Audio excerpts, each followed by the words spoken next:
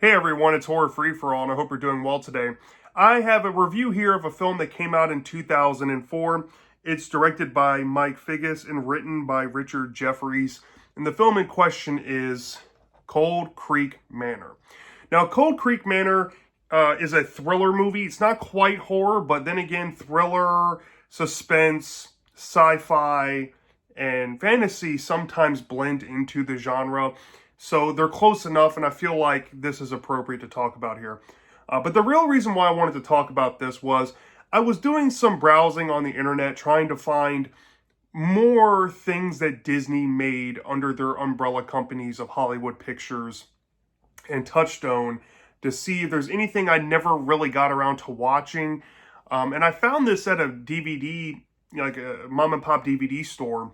So I picked it up, knowing nothing about it, and I watched the bonus features and all that, and I watched the movie.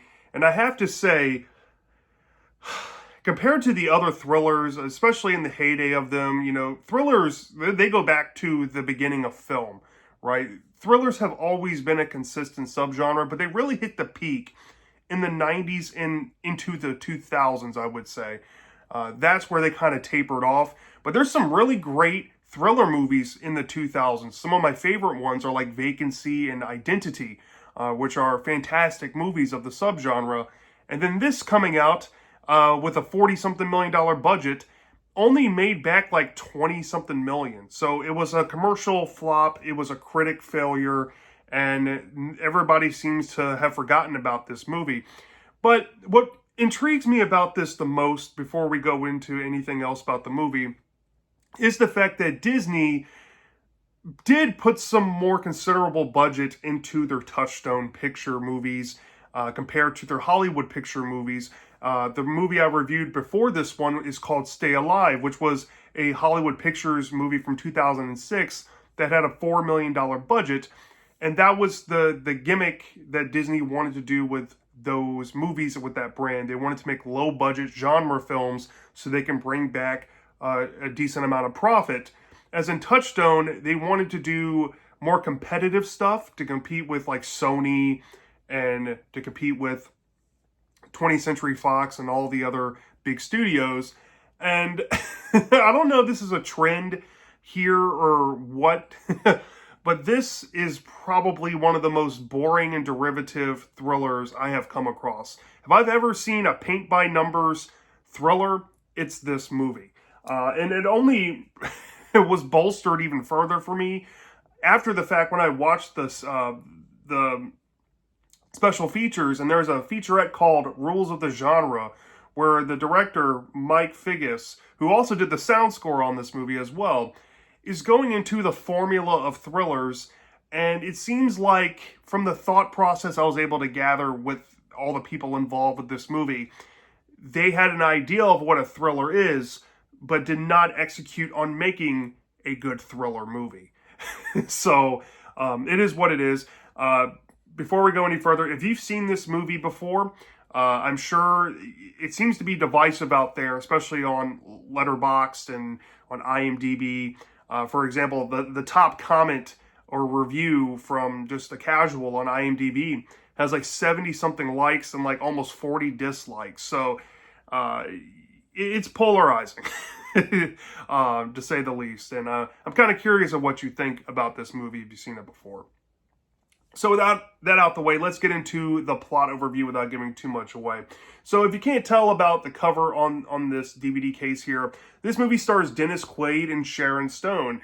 I think Sharon Stone was in, what was she in, Basic Instinct or something like that? I forget the exact movie, but she was like an early 90s staple. And then Dennis Quaid, he was kind of like a Disney hallmark around this time. I don't know if he got roped into this movie because Disney wanted to do a film deal and they umbrellaed him into this. He looks kind of disinterested in the movie as he's performing in it, but it is what it is. Another thing to note about this is that it has a young Kristen Stewart who went on to, star in the Twilight movies in it as well. It has Juliette Lewis, who was in Christmas Vacation. She was in From Dusk Till Dawn. I think she was also in a few other Tarantino movies. So that's cool to see, like Natural Born Killers, I think. And then you have Stephen Dorff, who might be one of the most overlooked Hollywood treasures ever. And I think Stephen Dorff easily gives the best performance of this whole cast. But the concept of this is a family from New York.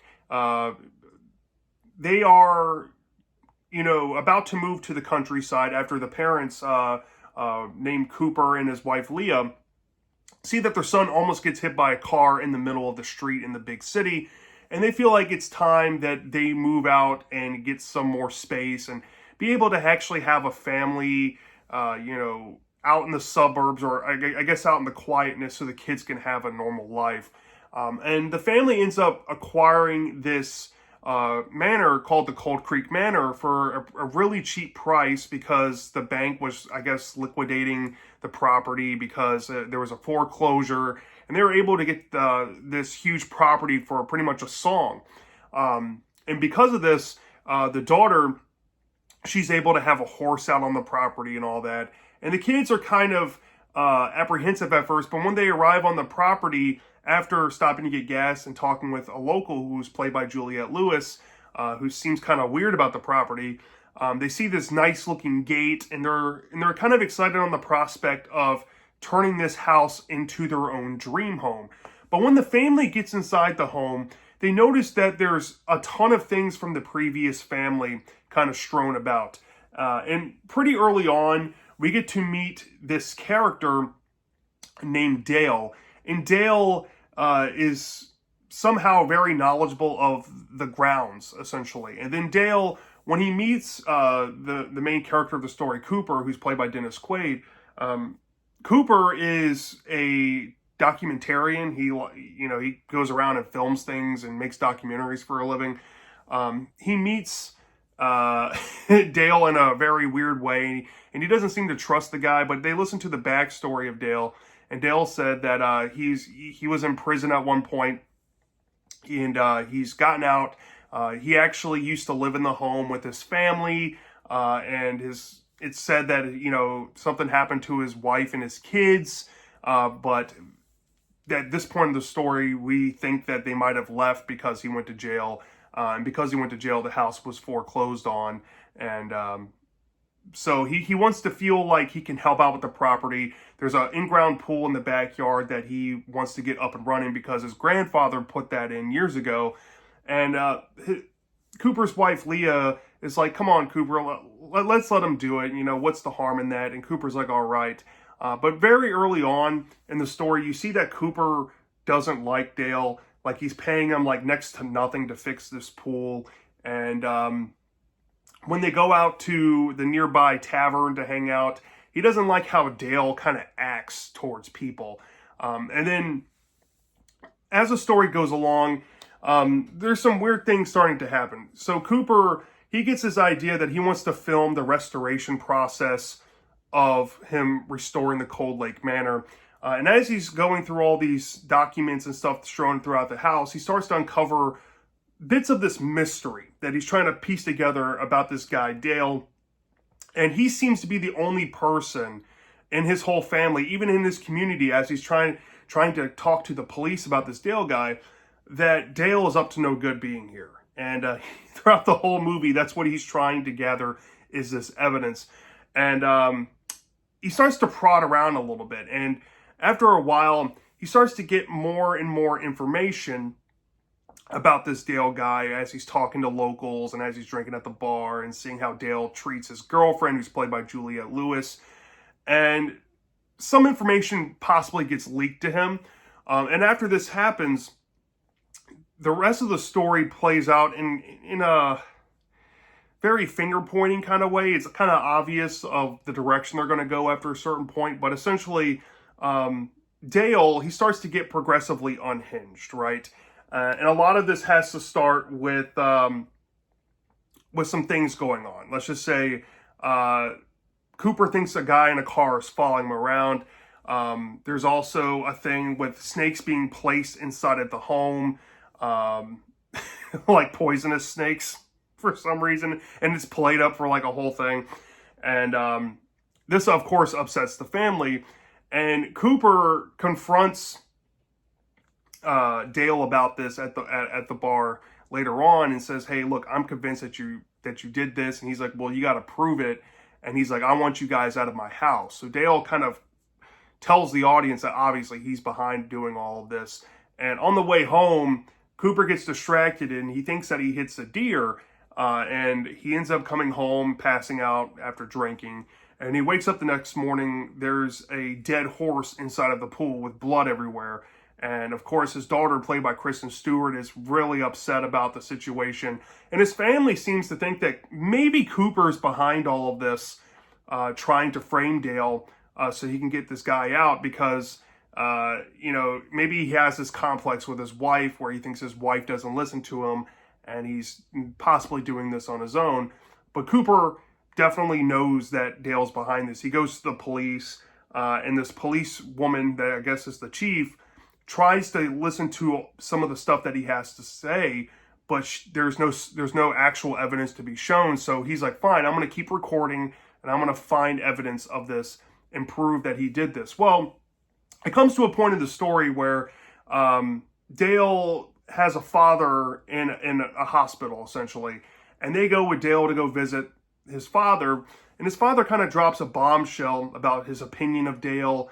And that might actually happen earlier than the events I just said, or maybe happened after. I forget the exact point because this movie's 2 hours long and a lot happens. But essentially, the father's like, I think that he killed his wife and his children. So Cooper, armed with that information, he starts to pinpoint this location that Dale constantly mentions that could be this place where maybe something that happened to Dale's family actually transpired there, essentially.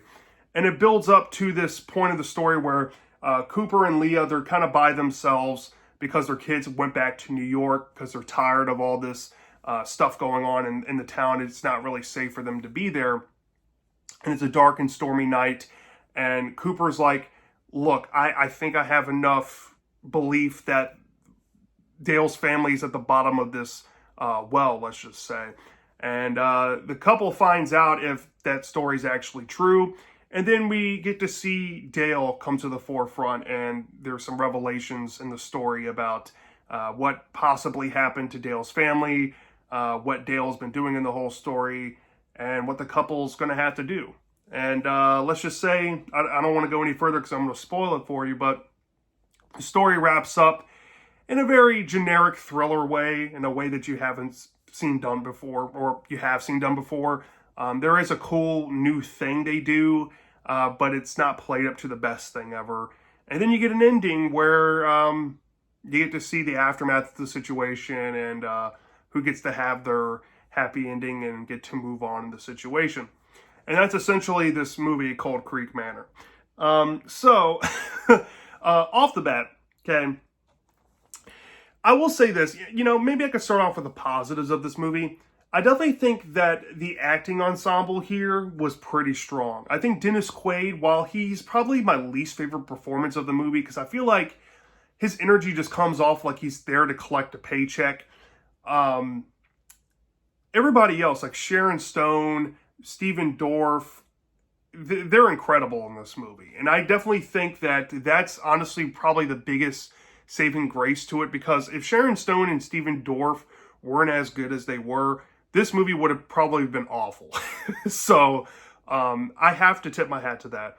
I will say this. The story, this is trying to be a mystery thriller. And there's so many people out online defending this movie as a genuine good mystery, and all these little breadcrumb pieces are actually a good thing. But here's the problem. It gets super predictable at a certain point. But I will say, up until that point where it's kind of obvious and finger pointing that a particular person that's a definite main character in the story is going to be this culprit at the end, the story is kind of mysterious at first. You don't really know what's going on. There might be some hints of maybe a haunting or supernatural thing going on. There is those breadcrumbs that maybe Cooper is trying to frame Dale, but he's actually doing all of this, and he's using his documentarian career to try to frame this guy. He might, there's even some breadcrumbs that he might be in collusion with Dale's father, and that's how he got the house for so cheap. He got tipped off or something. Because the house, I think, was supposed to go to auction, but they got to buy it before it went to auction. So there's some stuff there at first to keep it intriguing, but after a certain point, it does get predictable. But I will say, when it was there, it did have a genuine mystery to it. And I will say, the story, if we're getting down into, the thriller tropes and all that, I do think that as a thriller movie, it is quite competent. There's nothing here that isn't too dumb. I guess in terms of character logic, that's when it starts to get dumb. But in terms of how the story plays out, it's very synonymous with other thrillers of the past, right? And it has an over-the-top, finale going for it. There is a cool, mild, detective angle with Cooper's character as well that plays into this office that he has with all this footage, and he has all these desktop computers. There's something about it that kind of makes it stand out in that regard, where he's trying to document him restoring this house, and then it kind of turns into him following this Dale guy around to kind of solve a murder mystery, which was a different detour I was not expecting, but all of that seemed to work well when it was there and when it was kind of feeding off of each other in that regard. And the atmosphere is quite decent too, I will say this. Now, it does have a lot of negatives. And one of the things I can say, first and foremost, like I said, in the rules of the genre featurette and the special features exposed me to the director here, Mike Figgis. I don't mean any disrespect to this guy. I looked at his filmography. There's a lot of movies I have never even heard of, and this is probably the biggest film he actually ever got to make. And he also did the sound score for this. When he was talking about the formula of a thriller, I can't help but think that he took Richard Jefferies' script. I don't know if the script had this problem or it was Mike Figgis's imagination of a thriller that affected the product here. But he seems like a person that just understands the surface level of a thriller and doesn't really understand what makes it work. And the actors are trying to gas him up like he's this brilliant guy, and they're like, oh yeah, this is a character study thriller where you're building off characters instead of actually building on suspense and stuff like that. And I'm like, well, that doesn't make a good thriller. Why are we building on characters this whole movie? Which honestly, that's what this movie feels like most of the time. For a suspense thriller movie, you don't really feel suspense. You don't really feel thrilled. It's just a bunch of character dialogue and character interactions the whole movie. And it kind of falls apart in that regard. So that should tell you a lot. There's nothing about this movie that's riveting like a Cape Fear or a Vacancy or a Identity of a thriller movie. This is just really paint by numbers bullshit, essentially. The sound score to this movie, also done by Mike Figgis, there is some really, really bad music in this movie, especially when we get to scenes where there's reveals, like the whole horse scene when the kids are running up to the pool. The damn music they play in those scenes are awful. It sounds like whimsical, just weird ass music. And I heard in the special features that they were talking about how they try to style the movie soundtrack after those older thriller movies from back in the day, and in the 60s. I can kind of see it, but it's way cheesy and overdone here, and it kind of takes me out of all the scenes where you have this creepy stuff revealed to you. The sound score is not that good. Let's get into how the plot unfolds with its suspects and its mystery. Like I said, when the mystery was good, it was really good until you get to that point where obviously we're going to be looking at Dale for the rest of the movie. It gets super drawn out at this point. For a 2-hour fucking long movie, the first hour is kind of easy to get through, but that back half, it gets kind of bullshitty. Because Cooper goes through this "you gotta believe me" uh, his style of, you know, him trying to explain himself to people, but they don't really believe him as a grown-ass man. You see this trope done in Goosebumps books at nauseum, and seeing it in this movie is also equally frustrating.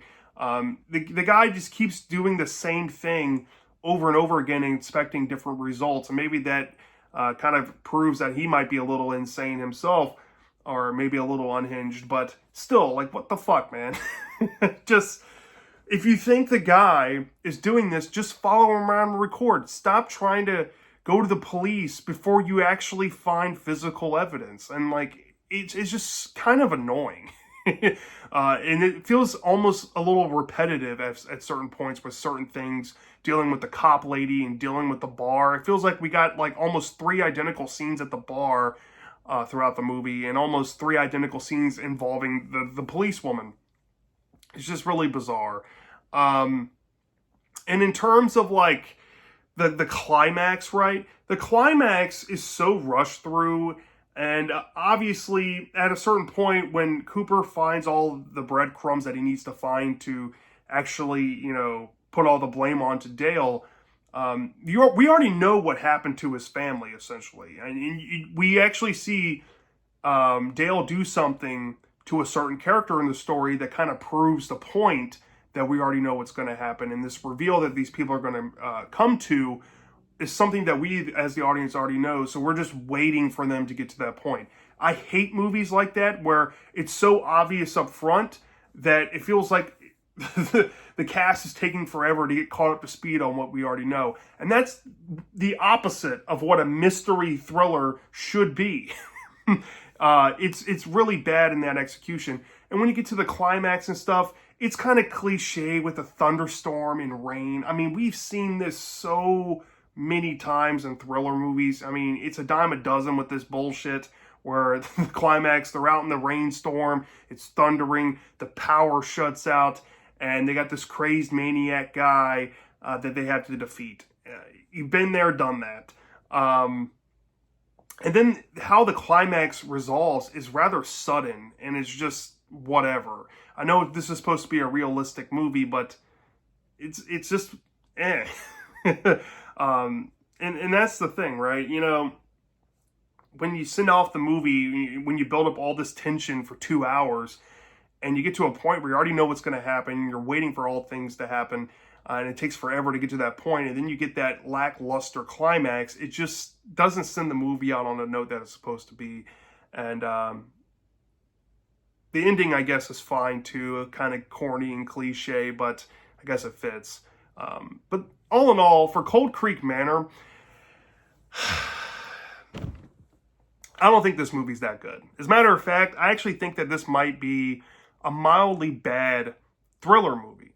And it doesn't shock me that this is a Disney movie. You know, I think back in the day, Disney tried to compete, and they would find these scripts, and they're like, hey, you know, we can make our own here. We don't have to pay for rights of this author who wrote this book or anything. They're just buying up spec scripts, right? And no offense to Richard Jeffries, I haven't read the script to this movie. I don't know if it's way better than this finished product here. But it seems like they didn't give a fuck who they put in the director role. They didn't give a fuck if they were going to do the script that much justice, or if they actually understood the idea and what it was going for. I can kind of see what it was trying to do. But it also feels like the cast you put in here, you got a couple people actually giving pretty good performances, and some people are obviously here because they're on a movie deal contract, and they're just collecting their money and, you know, filling out their contract. I'm looking at you, Dennis Quaid. So yeah, for a thriller movie, all those problems, I'd probably give this like maybe like a 1.5 out of 5 stars. For a 2-hour fucking long movie, this was boring as hell. It doesn't do anything new or different than any other thrillers that you can think of that are probably way more iconic and memorable than this piece of shit. I'm not saying that it's like a full-on piece of shit, but it's so paint by numbers and so unoriginal. I can see a lot of people thinking that it's inoffensive, but to me, like, for me, if I'm going to be sold that this is a mystery suspense thriller, there should actually be some genuine mystery that carries throughout the movie. There should actually be some genuine suspense that you feel while watching it. And for it being a thriller, you need to feel more stakes in the story, right? On the cover here, it says, "Have you ever wondered what happened in your house before you lived there?" And I can tell you that's probably the idea that the script written by Richard Jefferies wanted to go down. Maybe it wanted to talk about buying houses on, on foreclosure deals, and how that can upset families that lived there generations before you moved in there. And it could have played way more into that, but it just didn't do it. And it came off kind of like this shit is just there. And when we're talking about character logic in this story, why the fuck would they just let a guy that broke into their house that used to live there be the caretaker? And then as the story goes along, these characters start mildly defending this person when there's no, sufficient evidence or proof as to why they should be defending the person to begin with, when they know that the guy has a criminal record, when they were told things that he did, when they witness things that he does to women and stuff. It just makes no fucking sense. And that also stems to some characters. I can go way into that if I wanted to, but I'm not going to. So yeah, like, this is like a bad movie. It's a 1.5 out of 5 stars. I would not recommend this to you personally. And I know some people out there, I've seen on the internet, some people like this movie. It ain't for me, y'all. So yeah, that's my thoughts on Cold Creek Manor. Let me know down in the comment section if you've seen this movie before. Do you love it or do you hate it? I'm dying to know. And I'll see you next time.